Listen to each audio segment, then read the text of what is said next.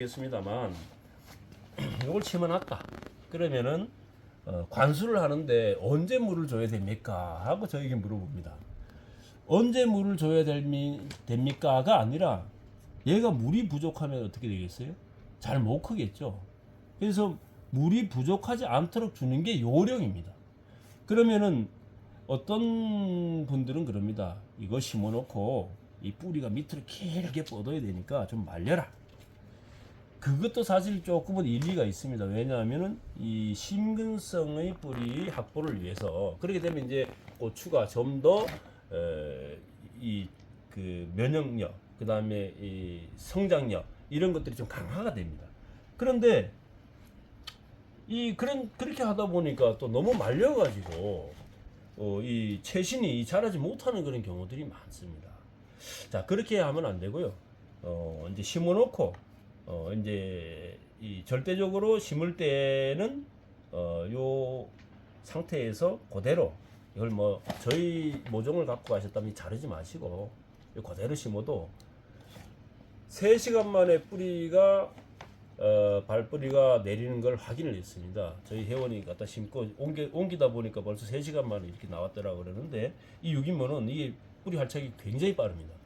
따라서 이 상태에서 구멍을 뚫고 심을 수도 있고 심고 나서 그러니까 구멍을 뚫고 심고 그 다음에 물을 줄 수도 있습니다. 위에다가 그러면 이제 이 물을 주게 되면 이렇게 쫙 내려가서 이제 이게 이제 공국이 없어지고 딱 흙하고 완전히 접합이 되겠죠.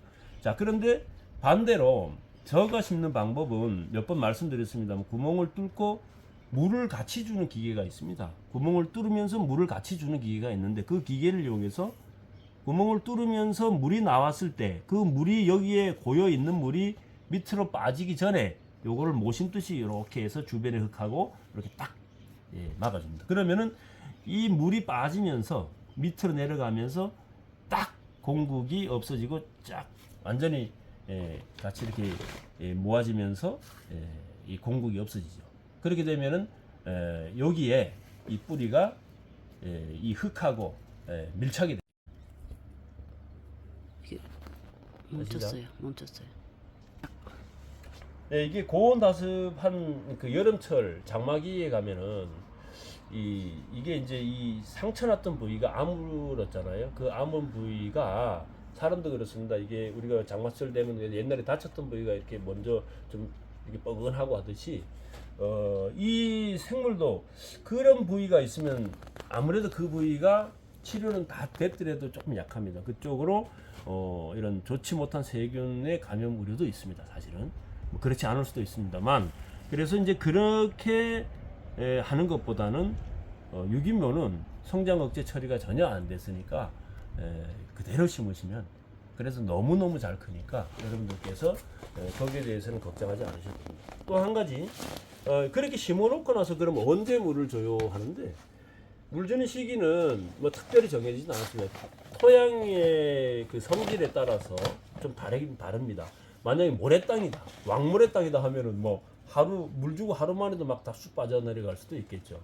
또 그 다음에 토양에 그 유기물이 얼마나 많이 있느냐, 토양의 비옥도는 얼마나 높으냐, 떼알 구조로 되어 있느냐, 안 되어 있느냐, 여기 차이에 의해서도 물 주는 것이 또 각각 달라집니다.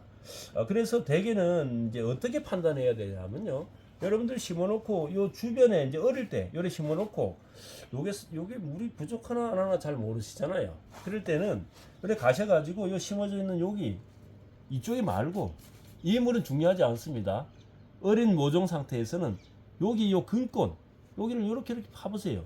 그럼 여기에 물이 있으면은 여기 축축하면은 이 손으로 이렇게 했을 때 축축하면 그러면은 괜찮다 이렇게 여기시면 되고요.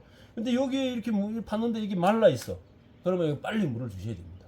뭐 마르지는 않더라도 물기가 별로 없다. 그러면은 얘가 활착되는데 어려움이 있으니까 물을 좀 주시기 바랍니다.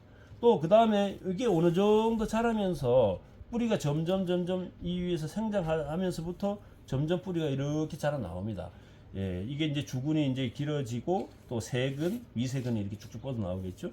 그러면 이제 그때서부터 우리가 물 주는 방향이 좀 달라지는데 제가 처음에는 예전에는 두 골의 간주 호수를 점적 호수를 두 개를 이렇게 한 한 뼘 간격, 한 20점 간격으로 이렇게 깔으라고 했는데 이 요즘에는 이제 요거를 이제 세 줄 깔으라고 합니다. 왜냐하면은 이 골을 좀 우리 식으로 하니까 좀 넓다 보니까 이게 이제 이쪽에 이렇게 깔아놓으면 이 옆에까지 물이 잘 안 가요, 여기가.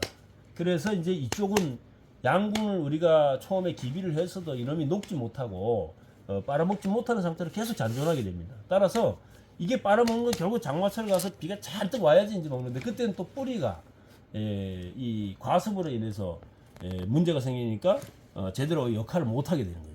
그래서 요게 먹을 수 있도록 이 간주 호수를 여기 근권에 하나 깔고 여기에서부터 한 5cm, 요쪽이든 요쪽이든 한 5cm 좀 띄워서 깔고 그다음에 양쪽으로 한 20cm씩 이렇게 벌려서 깔면은 20에서 뭐 25cm 한 뼘씩 이렇게 벌려서 깔면은 이 두둑이 넓은 경우에 이 충분한 물을 이 끝에까지 이 어깨 부분까지 간주할 수 있기 때문에 상당히 유리합니다.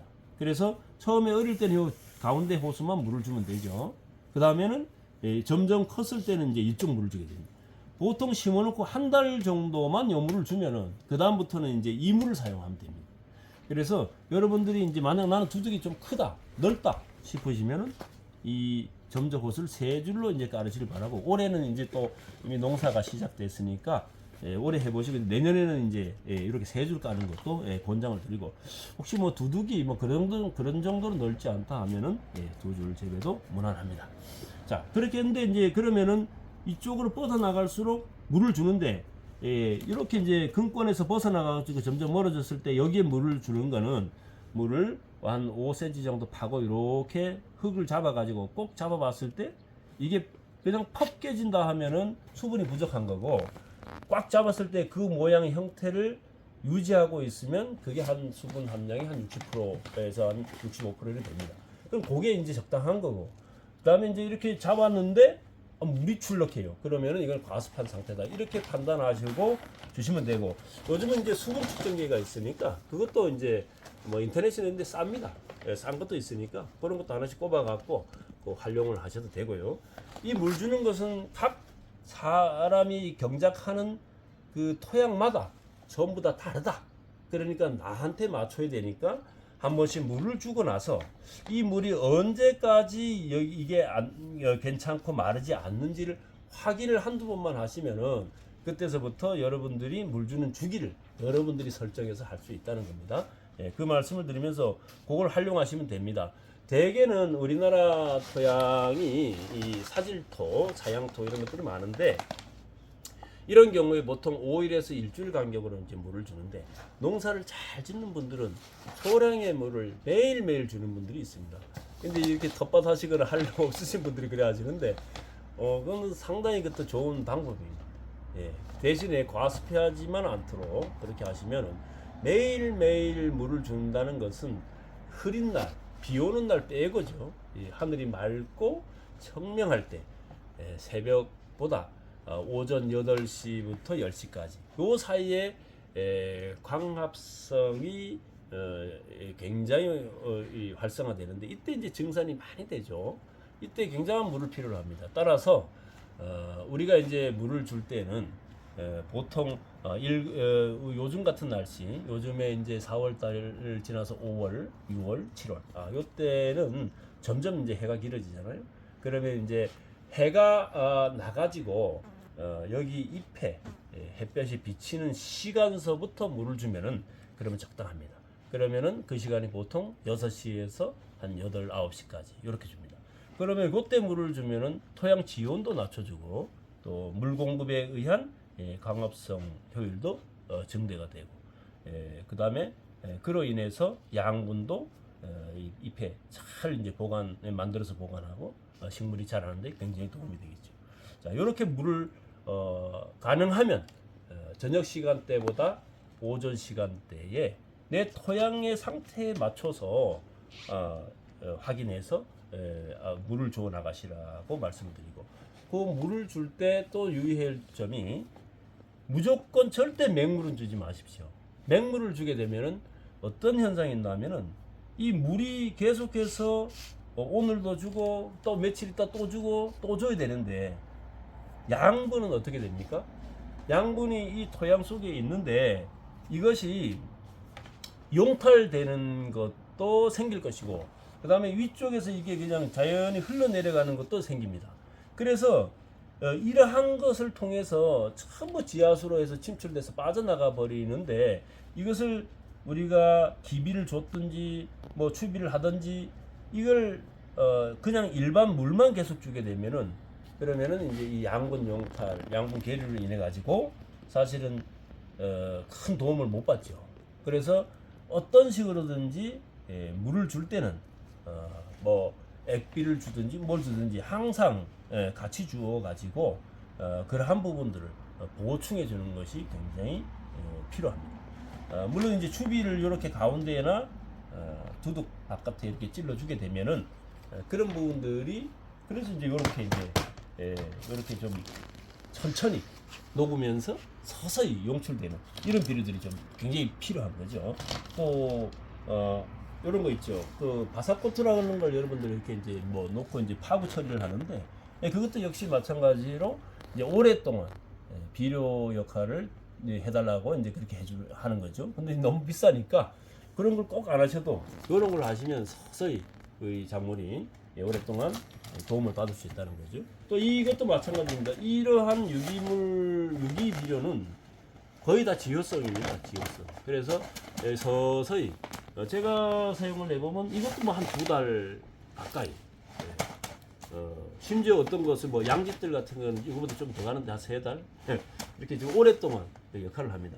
단지 이것이 처음에 이제 서서히 녹아서 나오되 뭐 어떤 하늘에서 떨어지는 비의 양, 그러니까 이제 집중호우라고 하죠. 우리나라는 그런 게 많이 있잖아요.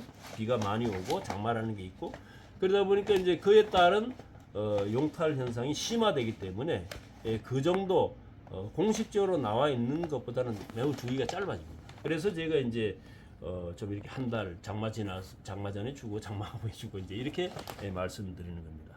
자, 오늘 제가 드린 말씀은 여기까지고요. 여러분들이 이 궁금해가지고 자꾸 전화를 해도 저도 이제 바쁜데 전화가 오니까 일일이 다 답변하기가 어려워서 오늘 이런 추비 주는 방법, 추비 주는 재료, 그 다음에 관수하는 요령과 관수할 때 일반 물만 주지 말고 항상 어떤 영양분이라도 함께 넣어주라고 하는 이런 방법에 대해서 말씀을 드렸습니다.